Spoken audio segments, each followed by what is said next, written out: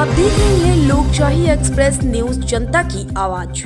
माननीय राज्यमंत्री कृषी काही धान उत्पादक शेतकरी आहेत ते पण त्यांनी काही गोष्टी रेकॉर्डवर चुकीच्या आणल्या आणि सुधीर भाऊंनी ते काही पकडलं नाही मला माहिती नाही। 40,000 रुपये धान उत्पादकाला बोनस दिला असं त्यांनी सांगितलं। मुख्यमंत्र्यांनी 20,000 सांगितलं, तुम्ही त्यांच्यापेक्षा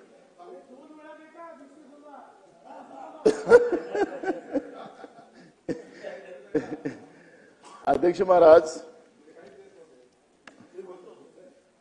आम्ही किती दिले त्याचा हिशोब आता मांडून सांगू आपण। अध्यक्ष महाराज मंत्र्यांना बसून नाही बोलता येणार ना। अध्यक्ष महाराज हे जे नुकसान झालेलं आहे अध्यक्ष महाराज, या नुकसानीची भरपाई काही थोड्या प्रमाणात काही शेतकऱ्यांना दिलेली आहे, पण मोठ्या प्रमाणात जे सर्वे झालेला आहे त्याच्यातले अनेक शेतकरी त्याच्यात सुटलेले आहेत। आपण जे काही पैसे पाठवलेले आहेत ते पैसे अपुरे पाठवलेले आहेत। आता हे सगळी जी मदत आहे आपण किती दिवसात करणार हा याच्यातला प्रश्न आहे।